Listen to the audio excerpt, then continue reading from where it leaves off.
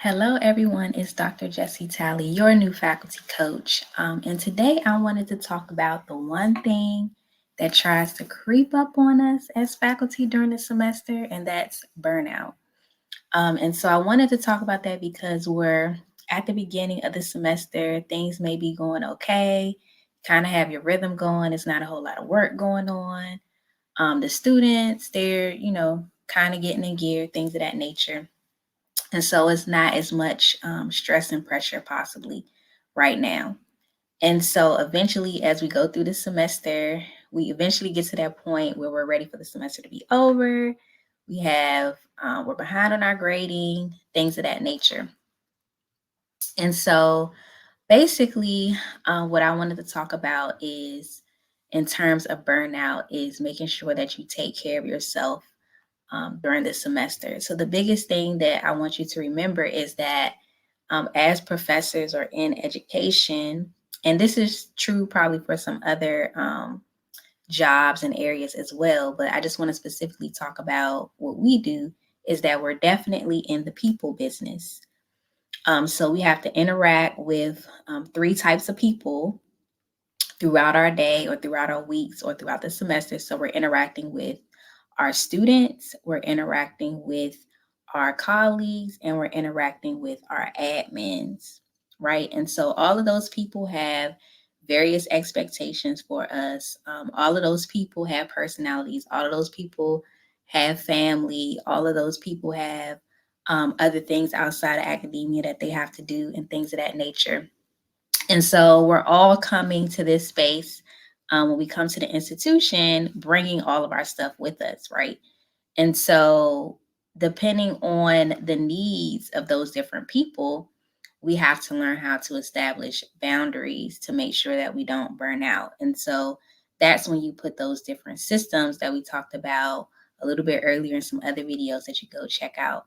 Put boundaries in place to make sure that you're getting what you're providing the need that they need, but then you're also getting what you need and you're not overworking yourself. And so the biggest thing that you need to remember as well is that you cannot pour from an empty cup.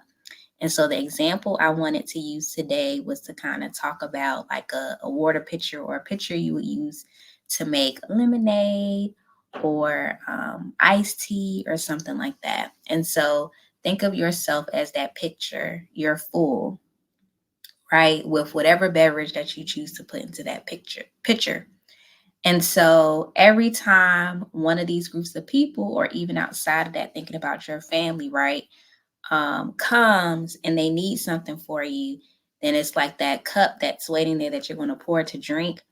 That's what they represent. They represent the cups. And so every time you pour into a cup, the drink or the liquid inside of that pitcher goes down, which is kind of representing you in the inside. So that fuel that you need to kind of get going, it's slowly decreasing the more that you interact and pour into people.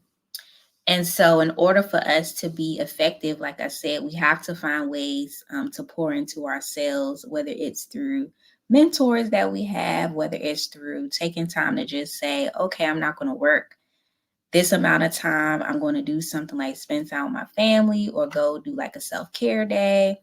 Or if it's just like doing something that you really like to do, some type of hobby or things of that nature. Or, like I said, finally putting in boundaries or systems that will allow you to be more free, have more time to kind of like decompress and things of that nature. Because if we don't do that, then we'll find ourselves in a frenzy.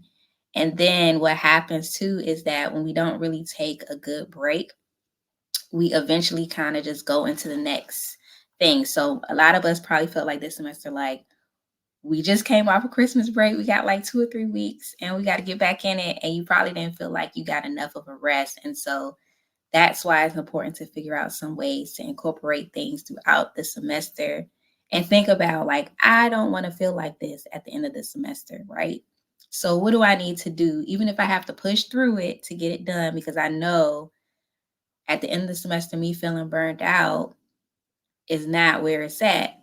So what do I need to do even if I don't necessarily want to do it right now, but I'm going to push through and do it to ensure that at the end of the semester, I can like take things off my plate, get it done out of the way, and I can spend most of that time just kind of like relaxing. Like all my stuff is graded. I can now just do the finals. That's all I have to do. Put my grades in. I'm done. And so that's kind of what you have to think about. What are ways that I can make what I do better? What can I automate to help me in terms of not burning out or overdoing it, like we talked about earlier in the year about overcommitting. So, what do I need to undercommit to during this semester at the beginning that will allow me to do that? And also, the other thing is, what kind of accountability can I put into place to make sure that I don't burn out, or someone that I can talk to make sure that I'm not overdoing it? And so, all of these things will help because, like I said, we don't want to feel like that at the end of the semester. I know I don't. And I'm going to be working to do those things to help me in the semester going into the summer, feeling a little bit better and learning how to do what I need to do to ensure that I have less stress and that I'm having a good time going through my process.